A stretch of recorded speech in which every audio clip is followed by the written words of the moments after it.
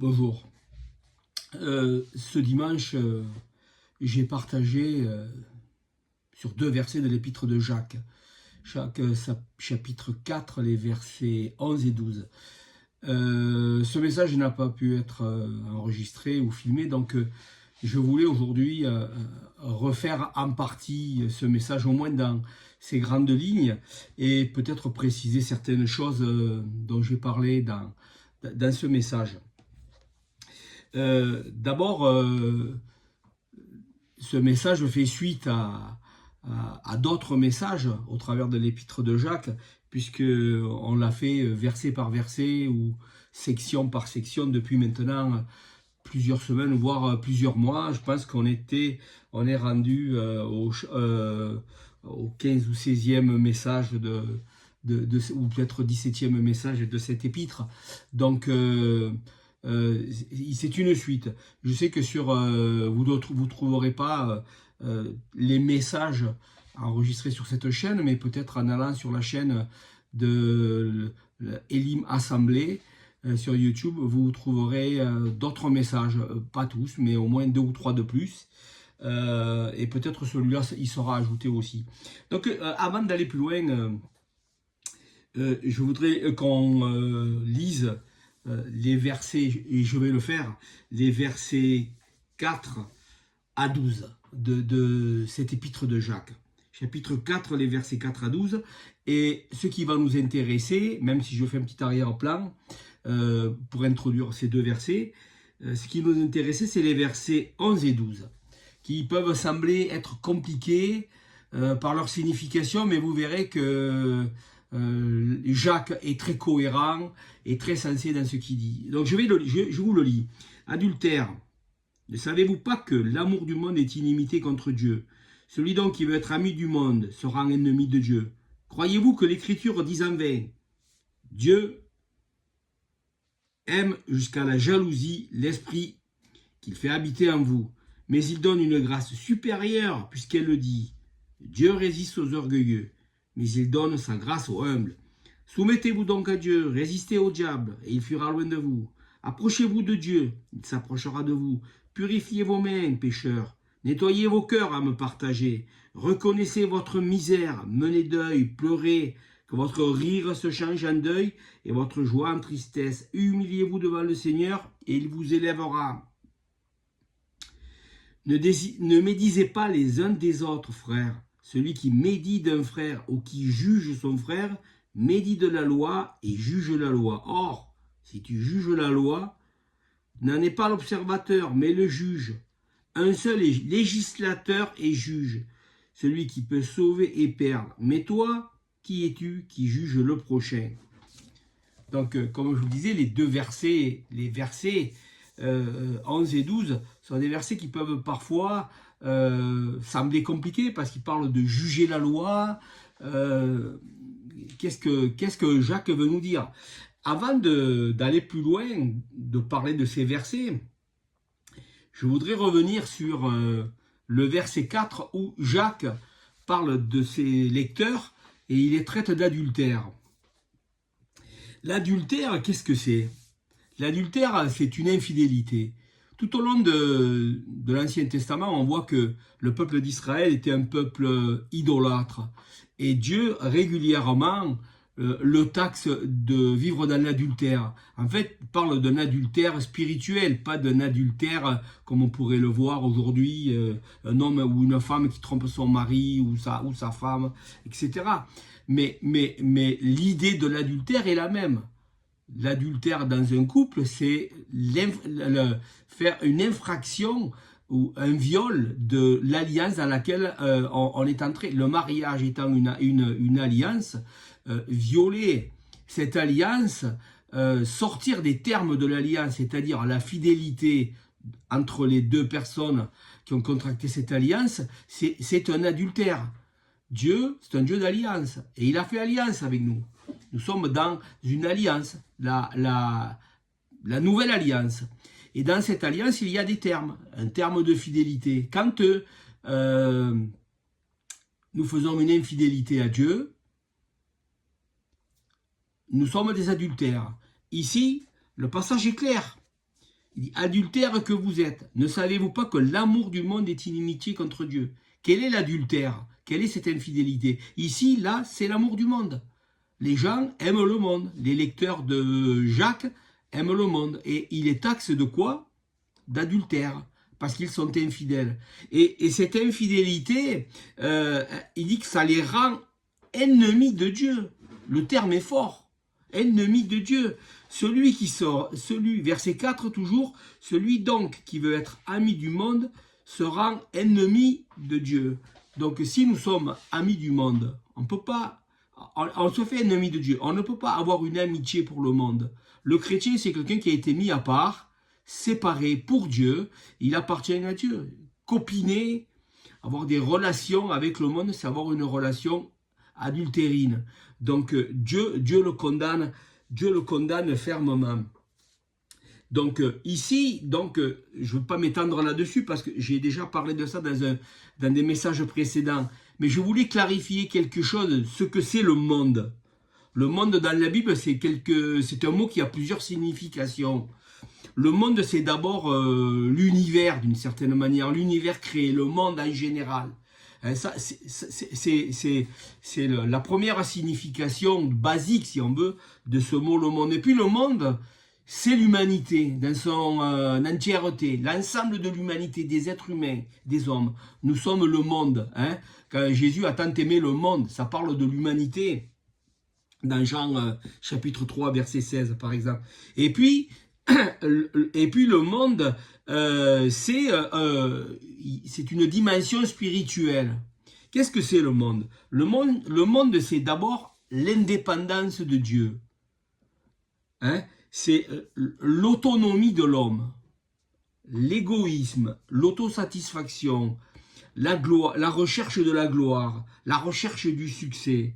C'est tout simplement l'hostilité envers Dieu. Le monde, c'est l'humanité en rébellion contre Dieu, depuis que le péché est entré dans le monde. Mais le monde, il est caractérisé par deux choses. Jean nous dit, dans sa première épître, dans Jean chapitre 2, verset 16, il dit, « Car tout ce qui est dans le monde, la convoitise de la chair, la convoitise des yeux, l'orgueil de la vie, ne vient point du Père, mais vient du monde. » Ici, il résume finalement le péché d'une certaine manière à la convoitise et à l'orgueil.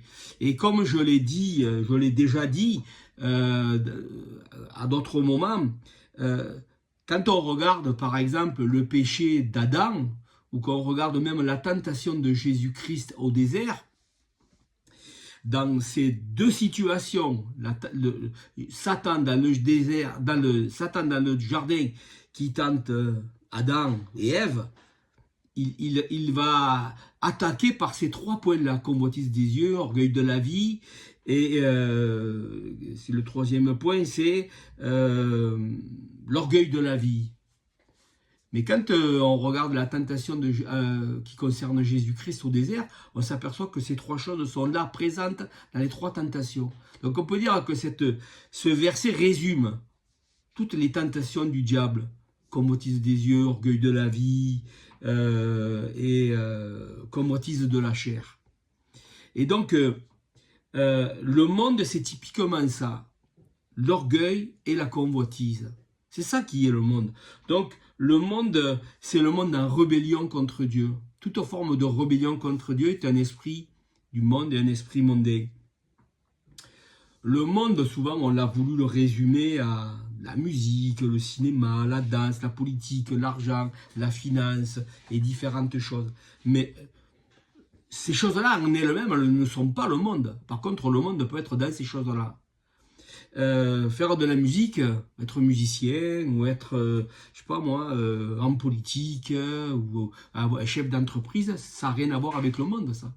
Mais on peut être dans ces choses-là et avoir une attitude mondaine, comme on peut avoir aussi une attitude chrétienne et spirituelle et chercher toutes les réalités de manifestation du royaume de Dieu au travers de ces choses-là.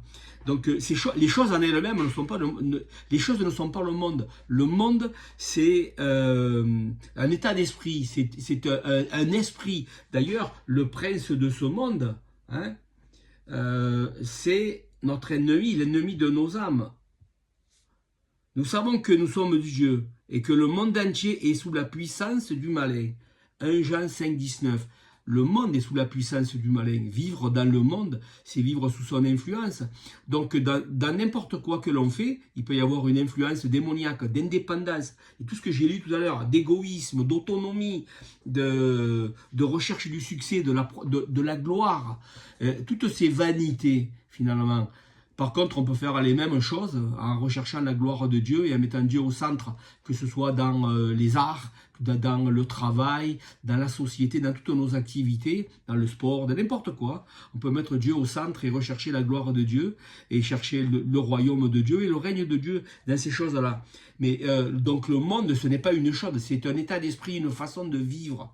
Donc ces gens-là, ils étaient dans une forme de copinage avec le monde. Rappelez-vous une chose, Galates chapitre 1 verset 4 nous dit, le verset 4, qui s'est donné lui-même, il parle de Jésus, qui s'est donné lui-même pour nos péchés, afin de nous arracher du présent siècle mauvais, selon la volonté de notre Père, de notre Dieu et Père, pardon.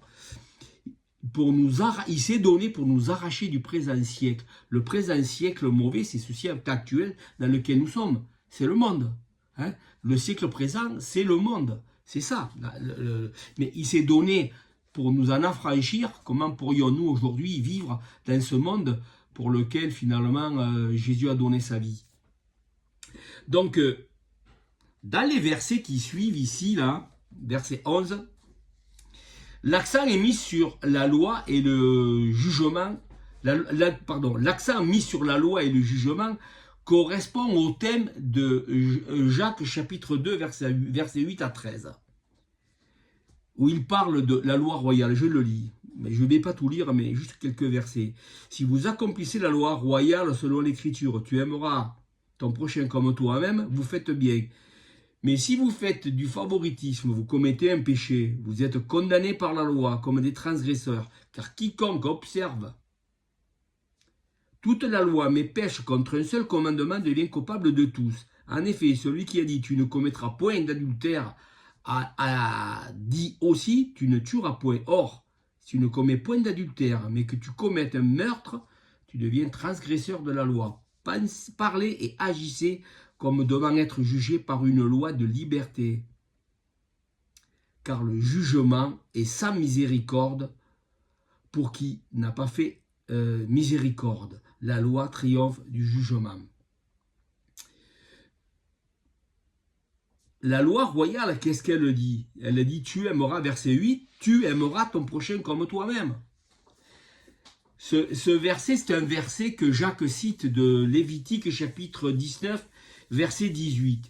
Mais ici, dans ce passage, au verset 10 et 11, Jacques nous dit, ne parlez point mal ou ne médisez, selon les versions, ne médisez point, je vais le lire dans la version Colombe, ne médisez pas les uns des autres. Celui qui médit d'un frère ou qui juge son frère, médit de la loi et juge la loi.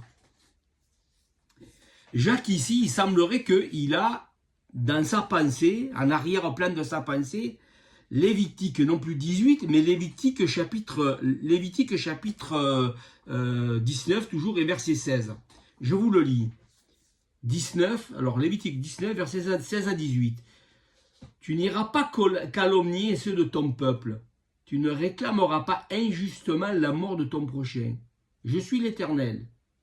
Tu ne haïras pas ton frère dans ton cœur. Tu auras soin de reprendre ton compatriote, mais tu ne te chargeras pas d'un péché à cause de lui. Tu ne te vengeras pas et tu ne garderas pas de rancune envers le fils de ton peuple. Tu aimeras ton prochain comme toi-même. Je suis l'Éternel. Dans ces quelques versets, on a un résumé finalement et de passage que je viens de lire de Jacques, où il disait tu aimeras ton prochain comme toi-même, de ne pas faire de favoritisme, et aussi un appel à ne pas médire, à ne pas calomnier son prochain. Donc, Jacques, dans ce passage, il met l'accent fort sur cette question de ne pas médire, cette question de ne pas être, d'être un observateur de la parole de Dieu, d'être un observateur. Il dit, ne parlez point mal les uns des autres. Celui qui parle mal d'un frère qui juge la loi, parle mal de la loi et juge la loi. Le mot pour juger, le mot pour médire ou parler mal, ou calomnier si vous préférez, selon les traductions, c'est le mot katalaleo. Et ce mot grec signifie parler contre. Comme quand le peuple de Dieu parlait contre Moïse, ou parlait mal contre Dieu dans Nombre chapitre 21, verset 15. Le peuple s'impatienta en route et parla contre Dieu et contre Moïse. Pourquoi nous avez-vous fait monter hors d'Égypte pour que nous mourions dans le désert? Donc, comme je viens de le dire, ce mot signifie parler contre. C'est pas simplement de dire des choses sur quelqu'un, mais c'est vraiment parler contre, et qui est une forme d'agression dans ces choses-là, et dans cette attitude-là. Mais ici, dans ce verset de Nombre, il parle de parler contre, comme j'ai dit, c'est parler contre Dieu. Et c'est s'opposer à Dieu. En parlant contre Dieu, il s'opposait à Dieu. Ce mot, katalaleo, il est employé 3 fois dans le Nouveau Testament. Une fois dans Jacques, comme qu'on a lu, et puis 2 fois dans la première épître de Pierre. 1 Pierre 2,12 et 1 Pierre 3,16. Je vais vous les lire. Ces 2 versets sont très similaires l'un à l'autre. Ils sont quasiment des copies-collées. Ayez au milieu des païens, notez bien, au milieu des païens, une bonne conduite, afin que là même où ils vous calomnient, le mot katalaleo, là même où ils vous calomnient, les païens vous calomnient, comme si vous étiez des malfaiteurs, ils remarquent vos bonnes œuvres et glorifient Dieu au jour où il les visitera. Et puis dans 3,16, ayez une bonne conduite, afin que là même où il vous calomnie, comme si vous étiez des malfaiteurs, etc., etc. Comme je l'ai dit, ces 2 versets sont très similaires. Mais à 2 fois, il reprend le même mot, katalaleo, et il parle de païens qui calomnient les croyants. Donc, je vais en tirer une conclusion. Si 3 fois sur 2, clairement, ce passage fait référence à l'attitude des païens vis-à-vis des chrétiens, quand Jacques en parle, c'est aussi parce que c'est une attitude païenne. En définitive, c'est l'attitude des lecteurs de Jacques, les gens à qui il adresse sa lettre, sont des gens qui, en définitive, se positionnent comme dans la pensée du monde. Quand Jacques dit au verset 4 qu'ils sont amis du monde, mais leur amitié avec le monde, elle a des conséquences dans leurs relations les uns envers les autres. Ils jugent, ils portent un jugement. On ne peut pas simplement fréquenter le monde dans nos relations personnelles, dans nos pensées, dans nos cœurs, sans que ça ait une conséquence à l'extérieur. Ça a obligatoirement une conséquence. Ils ont des pensées, ils sont mondains, et ils ont des attitudes mondaines les uns envers les autres. Et cette attitude mondaine, comme elle se manifeste, ils se calomnient et ils se jugent. Mais pourquoi est-ce que Jacques maintenant vient dire, vous parlez mal contre la loi? Parce que si la loi dit quelque chose, et ici c'est clair, dans les passages que j'ai lus, et les 2 fois où Jacques fait plus ou moins directement ou indirectement référence à Lévitique chapitre 19, à 2 reprises, il y a une violation de ces commandements. Quand la Bible, dans Lévitique, Dieu dit « tu ne calomnieras pas », et que l'on calomnie, c'est un viol évident d'un commandement de Dieu. Et quand je fais ce que Dieu dit de ne pas faire, je me place au-dessus de la loi. quand je viole un commandement, c'est que je pense que ce commandement, il n'est pas valable, ou qu'il n'est pas efficace, ou que il est méprisable. Dieu dit d'aimer mon prochain et je ne l'aime pas. Dieu dit de ne pas calomnier et je calomnie. C'est comme si je disais à Dieu, écoute, toi tu dis une chose et moi j'en pense une autre. Moi je calomnie parce que j'ai envie de le faire. Et moi j'aime pas mon prochain parce que j'ai pas envie de l'aimer. Même si toi tu me dis de l'aimer, même si toi tu me dis de ne pas le calomnier. Donc, celui qui viole, qui calomnie ou qui juge, ou qui n'aime pas son prochain, si je fais une extension au chapitre 2, verset 8, celui-là, il déclare que la loi, elle n'est pas bonne. Il se fait juge de la loi. Et en se faisant juge de la loi, qu'est-ce qu'il se fait? Il se fait juge de Dieu. Je condamne, je dis que mes pensées valent mieux que les pensées de Dieu. Ce que je crois, ce que je pratique vaut mieux que ce que Dieu dit que je devrais pratiquer. À ce moment-là, je ne suis plus un observateur de la loi. Ici, la loi, quand on parle de loi, on ne parle pas de la loi de l'Ancien Testament, mais on parle des lois et des principes que Jésus a enseignés. Jésus dit, par exemple, je descends beaucoup plus bas, je vais vous lire 3 versets. C'est Jésus qui parle dans l'évangile de Jean 8, 51. En vérité, je vous le dis, si quelqu'un garde ma parole, il ne verra point la mort. Maintenant, verset 52, lui dirent les Juifs, nous savons que tu es un démon, Abraham est mort, les prophètes aussi. Et tu dis, si quelqu'un garde ma parole. Donc Jésus, il nous encourage à garder sa parole. Mais attendez, vous allez voir, celui qui a mes commandements et qui les garde, c'est celui qui m'aime. Et celui qui m'aime sera aimé de mon Père. Et je l'aimerai et je me ferai connaître à lui.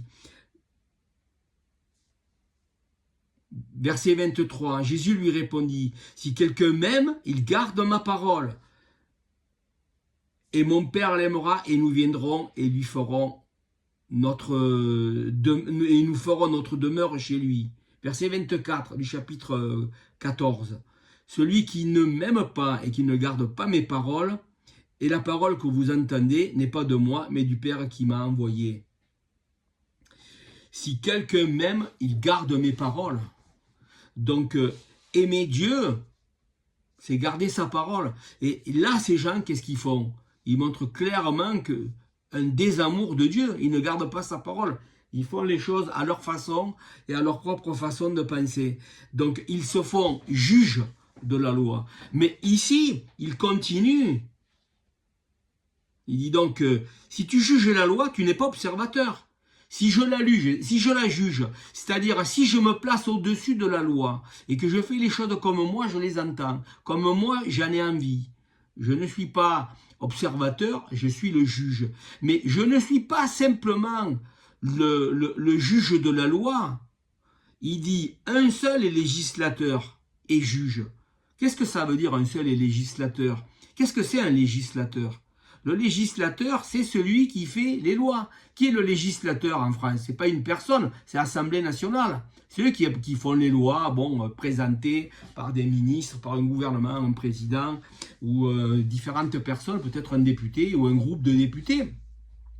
Mais le législateur, c'est celui qui fait les lois.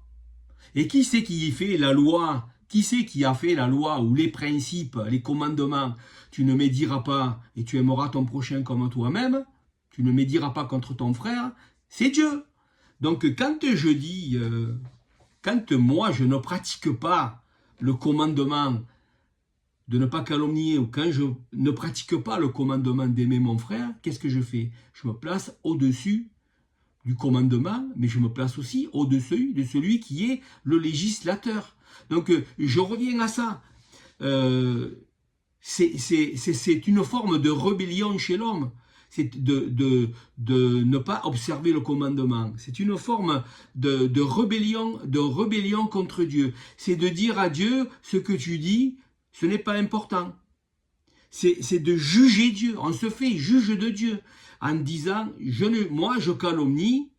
Peut-être on ne le fait pas ouvertement, peut-être dans nos pensées, quand on calomnie quelqu'un, on ne dit pas à Dieu, écoute Dieu, tais-toi, mets-toi de côté. et moi je vais le calomnier, ou Seigneur ne me dit rien, je ne l'aime pas, et c'est pas quelque chose qu'on déclare, mais dans les faits, c'est ça que ça exprime. Ça exprime une rébellion contre Dieu, une rébellion contre sa parole, une rébellion contre le commandement, et une rébellion contre le législateur, celui qui donne et qui a fait cette loi. Donc on doit faire attention à nos pensées, on doit faire attention à nos comportements. Dans les passages précédents, il disait au verset 8, chapitre 4, verset 8, « Approchez-vous de Dieu, il s'approchera de vous. » Dans ce passage, les versets 4 à 10, il y a un appel à la repentance. Un appel très fort à la repentance. Mais il dit une chose ici, je ne vais pas reprendre tout le passage, mais il dit une chose, approchez-vous de Dieu. Si on se repent, hein, et qu'on s'approche de Dieu dans la repentance, Dieu va s'approcher de nous. Et qu'est-ce qu'il dit? Nettoyez vos mains, pécheurs, purifiez vos cœurs, hommes irrésolus. Ici, il fait référence à quoi? Il fait référence aussi à l'Ancien Testament. Jacques, il est très versé dans les choses de l'Ancien Testament, dans l'Ancien Testament. Dans l'Ancien Testament, dans Lévitique, Exode, etc., dans ces livres du Pentateuque, surtout les Exode, Lévitique, nous parle de purification. Dans Exode chapitre 30, il nous est rappelé, il nous est dit qu'un sacrificateur ne pouvait pas rentrer dans la présence de Dieu, dans le temple ou dans le tabernacle, sans s'être purifié. Purifiez vos mains. Les mains, c'est quoi? Les mains représentent toujours quelque chose d'extérieur. Les mains représentent l'action.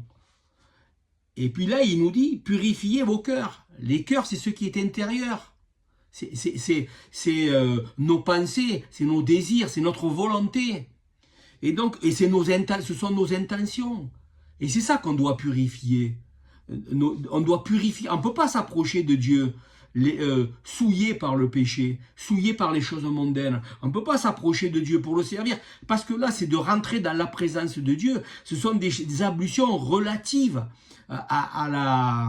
au service cultuel, service du culte, au service de Dieu dans ce passage.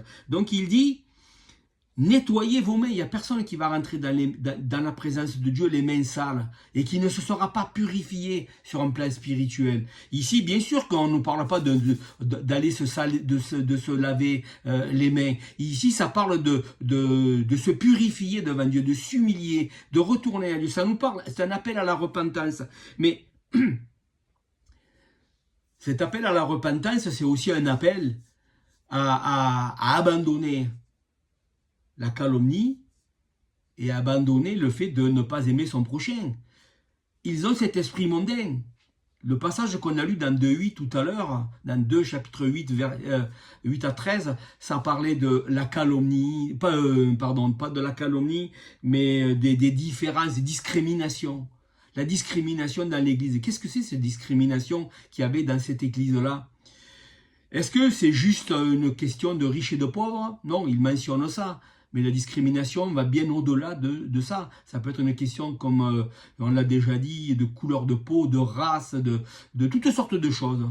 Ça peut être une discrimination de on n'aime pas lui parce qu'il est comme ça, telle mentalité, lui a telle origine, lui il est comme ci, lui il est grand, lui il est petit, lui il est gros, lui il est grand, lui il est maigre, lui il est intelligent, lui il est bête, lui il est stupide, lui il est beau, lui il est laid, ou n'importe quoi, sur n'importe quel aspect moral, éthique, physique, ou ce que vous voulez, ethnique, et ce que vous voulez. Ça, la discrimination, c'est faire des différences à partir de choses qui n'ont pas lieu d'être. Et donc ça, c'est un esprit, ça c'est l'esprit du monde. Quand on dit qu'ils sont dans un copinage avec le monde, c'est pas simplement sur ces sujets-là. Quand vous regardez le passage, on parle de convoitise qui les amène à être violents, à être agressifs au début du chapitre 4. Hein? Donc ça, c'est tout ça l'esprit mondain. Et c'est tout ça qui sont en violation constante et permanente du commandement de Dieu d'aimer le prochain. Et qu'est-ce qu'ils font? Ils se placent en ennemis de Dieu. Si nous avons ces attitudes-là, nous aussi, dans nos cœurs, et on ne me dira pas que ça ne nous arrive pas, ça nous arrive quotidiennement, régulièrement, de faire ce que Dieu dit de ne pas faire, d'être ce que Dieu nous dit de ne pas être. Et dans ces moments-là, qu'est-ce que nous devenons? Nous nous faisons ennemis de Dieu, nous nous opposons à Dieu. Parce que c'est l'amour du monde. Parce que c'est cet amour du monde, il est inimitié. Et nous nous faisons juges de ce que Dieu dit, parce que nous ne le pratiquons pas. C'est le mépris de la parole de Dieu. C'est le mépris de ce que Dieu est. Je médis Dieu, je médis mes frères, je médis Dieu. Dieu dit de ne pas médire et je le fais quand même. Donc c'est comme si je disais à Dieu, comme je l'ai dit tout à l'heure, ah, ta parole elle n'est pas importante. C'est plus important ce que moi je pense, ce que moi je fais et ce que moi je crois. Donc ce passage nous ramène à une chose. Au chapitre 3, verset 17, nous parle de la sagesse. La sagesse d'en haut et la sagesse d'en bas. Je lis 3, 16 et 17. Car là où il y a un zèle amer et un esprit de dispute, il y a du désordre et toutes sortes de mauvaises actions. La sagesse d'en haut est premièrement pure, ensuite pacifique, modérée, conciliante, pleine de miséricorde et de bons fruits, exempte de duplicité et d'hypocrisie. Et j'aurais dû lire un petit peu précédemment,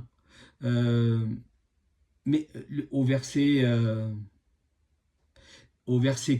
chapitre 3, verset 14. Mais si vous avez dans votre cœur un zèle amer, un esprit de dispute, ne vous glorifiez pas et ne mentez pas contre la vérité. Cette sagesse n'est point celle qui vient d'en haut, mais elle est terrestre, charnelle, diabolique.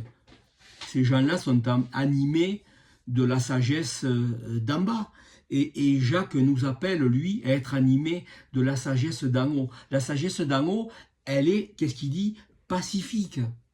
Elle recherche la paix. Les béatitudes nous disent que les fils de Dieu, ils sont artisans de paix. Si vous êtes artisan de paix, vous êtes appelé, vous serez appelé fils de Dieu. Pourquoi? Parce que Dieu est un artisan de paix. Et que dans l'Antiquité, si on fait un lien avec l'Antiquité, ce qu'un père était, son fils l'était. Si le père était charpentier, le fils l'était. Jésus était charpentier parce que on dit charpentier, menuisier, enfin quelque chose comme ça. Jésus l'était aussi. Si le père avait été éleveur, agriculteur, le fils l'était. Si le père était tanneur, le fils était tanneur. S'il était cordonnier, le fils était cordonnier. Notre père est un Dieu de paix. Nous devons être des artisans de paix. Répandre la calomnie, répandre ces choses-là, le jugement. Ce n'est pas être artisan de paix, ce n'est pas manifester le caractère du Père. Manifester le caractère de Dieu, c'est faire et être ce que Dieu dit et faire ce que Dieu fait. Dieu est un Dieu de paix, Dieu est un Dieu d'amour et nous devons nous aimer les uns les autres. Et maintenant, je terminerai en disant juste une chose. On peut constater dans nos vies cette attitude de médisance, de manque d'amour, de jugement vis-à-vis des frères. Et on peut essayer d'y remédier. Vous savez, s'opposer par nos propres forces à une tendance naturelle, à une tendance de notre vieille nature, c'est voué à l'échec toujours. C'est comme dans l'histoire dite précédemment, résistez au diable et il fuira loin de vous. Opposez-vous au diable, il va vous vaincre. Mais ici, il faut considérer le contexte. Soumettez-vous à Dieu. Résistez au diable. La soumission, la résistance au diable commence par une soumission envers Dieu. Si vous vous soumettez à Dieu dans vos pensées, dans vos cœurs, dans vos façons de vivre, dans tous les domaines de votre vie, si vous soumettez votre volonté, vos pensées à Dieu, à sa parole, vous aurez la victoire. Mais si vous résistez au diable par vos propres efforts pour en avoir la victoire, vous vous ferez laminer d'une manière incroyable parce que le diable il est autrement plus fort, autrement plus puissant. C'est une puissance phénoménale, mais c'est une puissance démoniaque, limitée, mais tellement surnaturelle qui nous dépasse. Ici, c'est la même chose. Si vous voulez avoir la victoire sur la calomnie et sur le jugement, cherchez Dieu. c'est en cherchant Dieu, c'est en cherchant Jésus-Christ, c'est en apprenant à connaître Dieu, la pensée de Dieu, le cœur de Dieu, que nous aurons la victoire sur nos mauvais penchants, sur nos mauvaises attitudes. Chercher Dieu, c'est ça qui nous transforme. C'est pas nos efforts permanents, ah, il faut que je devienne meilleur. Non, la vie chrétienne, ce n'est pas devenez meilleur. Hein, c'est chercher Christ, c'est chercher Dieu, et en le cherchant, en le découvrant, nous serons transformés en son image. Donc ne soyons pas juges de Dieu en n'observant pas sa parole, mais cherchons à observer sa parole, et en observant sa parole, nous serons transformés, et nous n'aurons plus besoin, ou plus le désir, ou plus le désir de juger, ou de calomnier les autres. Je vous laisse avec cette réflexion, et puis peut-être une autre fois, pour continuer sur le livre de Jacques. Au revoir, bonne fin de journée.